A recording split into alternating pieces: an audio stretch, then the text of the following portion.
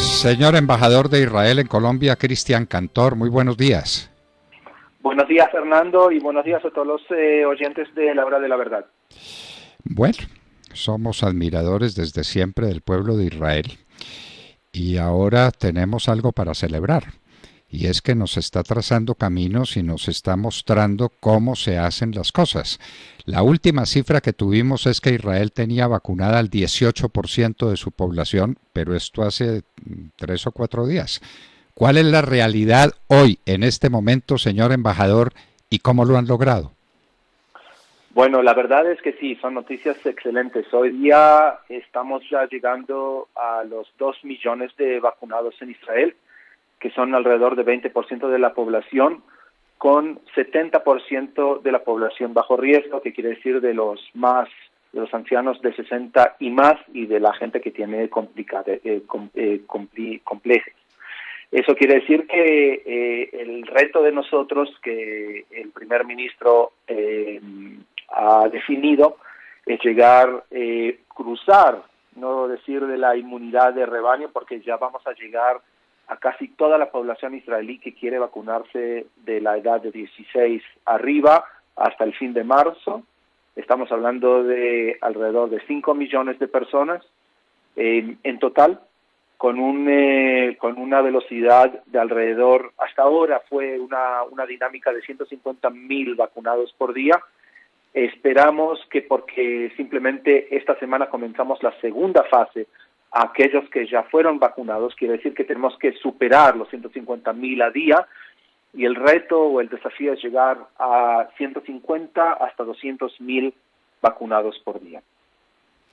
Bueno, señor embajador, ¿y esto cómo es posible? Y cuéntenos cuál es la posición de la gente de Israel frente a este tema, porque para pasmo nuestro, para nuestra incredulidad, hemos visto que hay muchos que dicen que no se quieren vacunar. Eso es inaudito, eso es absolutamente irracional. ¿Cómo funciona ese tema en la mentalidad de los israelitas y qué voluntad tienen de dejarse vacunar? Que por Dios, es permitir que le salven la vida. Pero ¿cómo está esa posición anímica frente a la vacuna en Israel?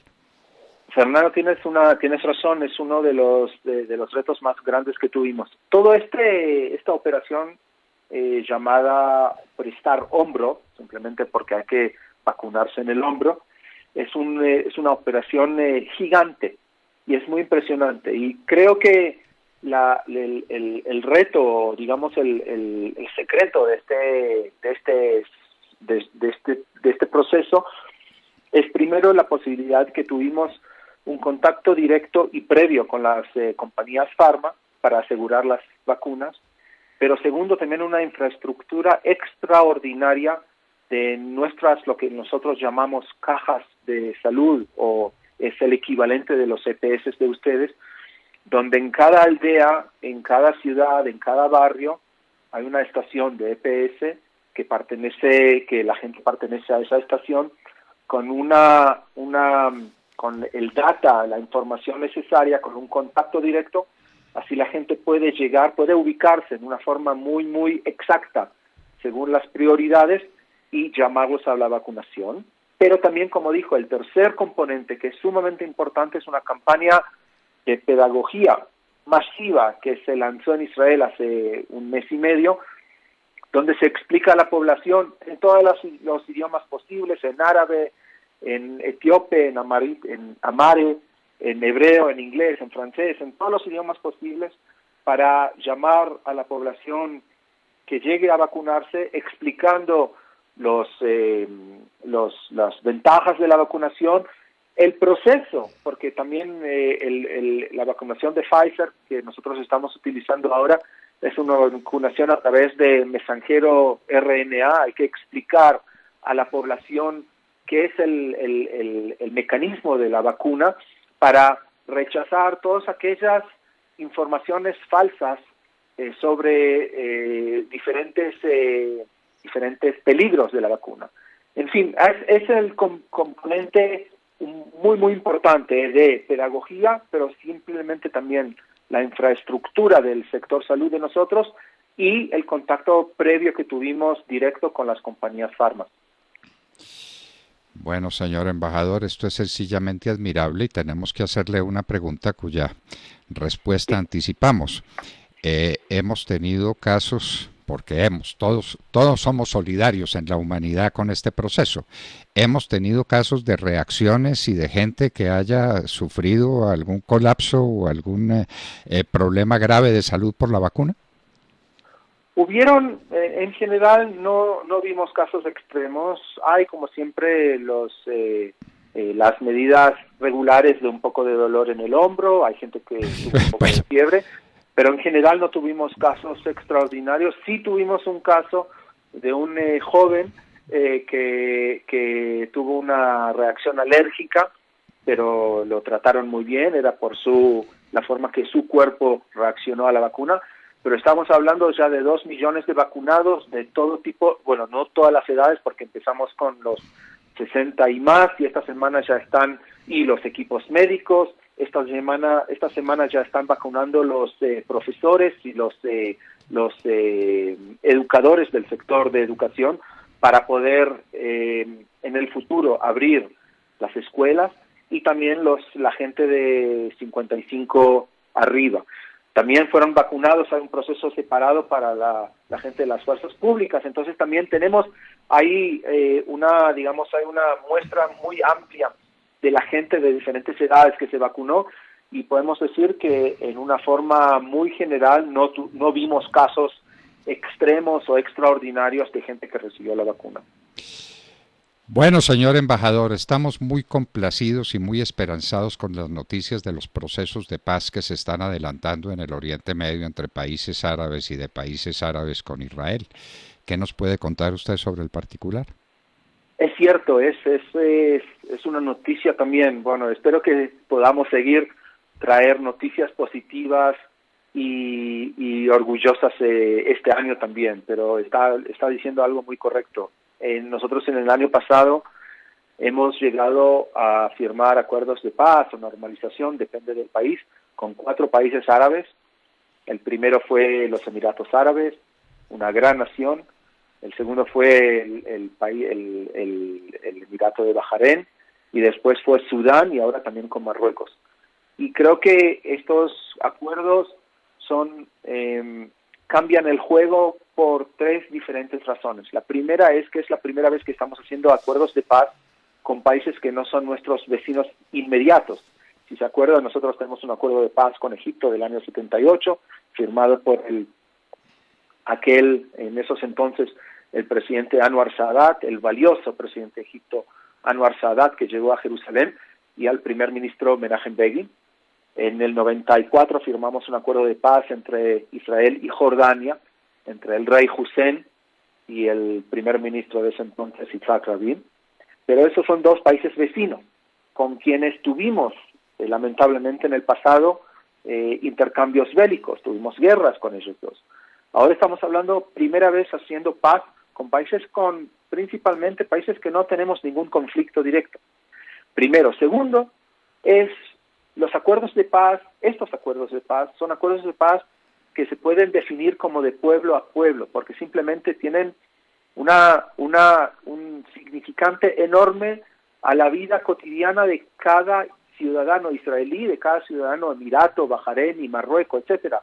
Se demuestra en los acuerdos económicos, de inversión, turísticos, vuelos, turistas, cooperación en el espacio, cooperación en temas de salud, cooperación en temas financieros, en fin, son acuerdos de paz muy calientes que tienen una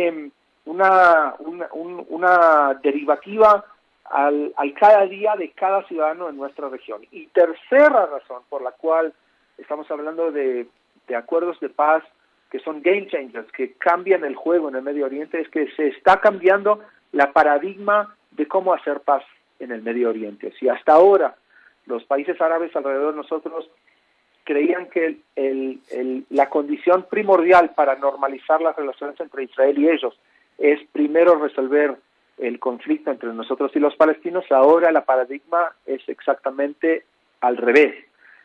Normalizar las relaciones con esos países para crear o facilitar una relación más realista o un diálogo más realista entre nosotros y los palestinos para que podamos sentarnos y llegar a un acuerdo. ¿Qué es lo que todos deseamos? Los acuerdos, porque el terrorismo sigue mostrando sus garras. Aquí lo tenemos en las vecindades en Venezuela. Usted sabe que yo fui víctima de un atentado terrorista. No morí por gracia de Dios, murieron mis dos escoltas. El vehículo quedó absolutamente destrozado y se sabe que esa bomba venía de Venezuela y que traía técnica de un país terrorista árabe. Entonces, señor ministro, hemos sabido eso y la presencia de Hezbollah en Venezuela no deja de ser un elemento gravísimo para la paz en este continente. ¿Qué visión tiene usted sobre el particular? Es muy preocupante. Mire, no voy a meterme sobre el conflicto político en Venezuela. Obviamente son temas diferentes, pero creo que la participación de Irán y de Hezbollah, la infiltración de ellos en lo que está sucediendo en Venezuela son muy preocupantes, no solamente para nosotros Israel, pero creo que para Colombia y para toda la región. La posibilidad que esas organizaciones como Hezbollah tengan los enlaces con el ELN, otros grupos terroristas, grupos narcotraficantes y grupos ilícitos es muy preocupante. Vimos en el pasado lo que Hezbollah cómo Hezbollah puede actuar en el continente. Esperemos que eso no sea el modus operandi de ellos, pero creemos que cada relación entre un grupo terrorista y un Estado patrocinador de terrorismo como Irán, su presencia en este continente no es positiva para nadie. No es positiva para nadie, vaya si lo sé personalmente y si lo sabe el país entero. De manera pues que tengamos eso presente. Este señor Maduro se apoya en grupos terroristas, entre ellos en grupos iraníes. Y a propósito de Irán, señor embajador, el mundo entero está aterrorizado con las noticias que vienen de Irán, de su proceso de enriquecimiento de uranio para producir una bomba atómica que será desde luego una amenaza latente contra Israel, porque para eso la están desarrollando. Y esos terroristas son capaces de cualquier cosa. Su visión sobre ese tema, los compromisos de Irán en un acuerdo internacional del que se salieron los Estados Unidos no están siendo cumplidos, están siendo desatendidos e Irán sigue haciendo lo que está haciendo, seguramente con ayuda extranjera. ¿Qué nos dice usted sobre el particular? Eso es también un fenómeno muy preocupante. Yo personalmente en mi carrera diplomática he manejado ese tema, entonces lo puedo decir en una certeza muy grande.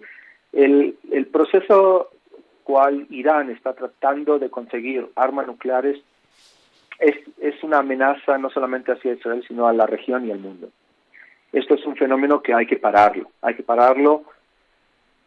Trataron de pararlo la comunidad internacional, pero sin suceso, y Irán está aprovechando obviamente la situación de la transición para romper más obligaciones que tiene. La última, como usted dijo, fue el tema de enriquecimiento, incrementar el enriquecimiento de uranio al grado de 20%, y estos son procesos que Irán está tratando de conseguir diferentes bienes hacia una futura negociación. Nos imaginamos que tenga que realizar con la comunidad internacional sobre su plan nuclear. Estamos hablando no solamente del enriquecimiento, sino también del uso de centrifugas más avanzadas que pueden enriquecer el uranio de una forma más rápida, acumulación, conocimiento, de experiencia. Y eso, obviamente, la falta de respuesta de la comunidad internacional hacia esta amenaza es algo muy preocupante. Esperamos que muy pronto el mundo podrá llegar a una solución hacia este fenómeno, pero hay algo muy obvio y muy claro que hay que enfatizar. El hecho que Irán consiga la posibilidad de desarrollar armas nucleares es un hecho rechazado categóricamente por el Estado de Israel. Eso es un hecho que no se puede permitir, y Israel va a hacer todo lo posible para evitarlo. No cabe duda ninguna, es un acto de legítima defensa porque Irán no está desarrollando ese programa nuclear por afán científico, sino obviamente como una manera de chantaje nuclear contra Israel, y todos sabemos de lo que son capaces esas organizaciones terroristas, ¿no? En nombre, Dios bendito, en nombre de Alá, en nombre de Dios, desarrollando armas de esta calidad y de esta condición. Señor Y no embajador, solamente eso, no solamente voy a agregar, no solamente obviamente el hecho en realidad que están consiguiendo esas armas, sino también las declaraciones constantes de ellos de eliminar el Estado de Israel, obviamente que no tiene ningún lugar. Pero no quiero terminar con eso, quiero terminar con cosas positivas, quiero terminar adelante. con la luz que estamos viendo al fin del túnel, el proceso de vacunación que nosotros estamos mostrando a todo el mundo cómo hacerlo. Me imagino que también todos los expertos y todos los profesionales involucrados alrededor del mundo están observando las consecuencias y los significantes de este proceso, esta operación en Israel para la salud pública, y espero poder, como siempre, compartir. Nosotros estamos dispuestos, como siempre, compartir esta información y esta experiencia con nuestros aliados, con nuestros amigos, para que ellos puedan aprender cómo hacer las cosas mejor.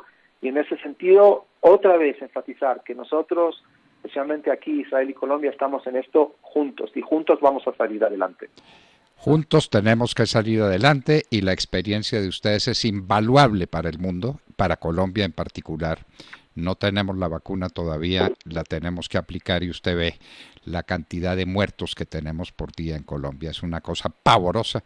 Aquí hemos dicho que es como si se cayera todos los días un Jumbo 747, se cayera al mar con colombianos. 340, 350 colombianos muertos por el coronavirus. De manera pues que esto no es un asunto menor, este es un asunto mayor. Y señor embajador, queremos pedirle un favor, si usted nos lo concede. Por favor. Es que hemos visto por ahí las noticias de unos desarrollos científicos y tecnológicos que están haciendo en Israel, sencillamente maravillosos. ¿Usted acepta que en próxima ocasión miremos este tema? Porque esto, Con pues, mucho gusto. ¿no tiene inconveniente, señor embajador? Con mucho gusto. Cuando se habla de tecnología y de innovación, el primer nombre, la primera palabra que surge a la mente es Israel. Nosotros somos una nación de emprendedores y de innovadores, y hemos también aplicado este talento y estas posibilidades hacia la situación extraordinaria que hemos sufrido en el último año nosotros y todo el mundo, tratando de desarrollar y desviar desarrollos hacia otros objetivos para el sector salud, y obviamente no solamente en el sector salud, en cualquier otro lugar, pero claro que sí, con mucho gusto. La próxima vez con una promesa que vamos a dedicarnos sobre el tema de tecnología e innovación. Señor embajador Cristian Cantor, embajador de Israel en Colombia, un honor para nosotros contar con usted, y vamos a seguir las huellas de Israel, porque uno tiene que aprender de los que tienen éxito. Israel está teniendo un éxito clamoroso en la aplicación de vacunas, está por encima de 2 millones y ha vacunado ya la parte más vulnerable de la población sin problemas de ninguna índole, de manera que eso es lo que tenemos que aprender de Israel en este caso particular, inmediatamente, sin dilación posible. Muchas gracias, señor embajador, un honor de nuevo y un gran gusto contar con usted en la hora de la verdad. Gracias, Fernando, y un abrazo a todos los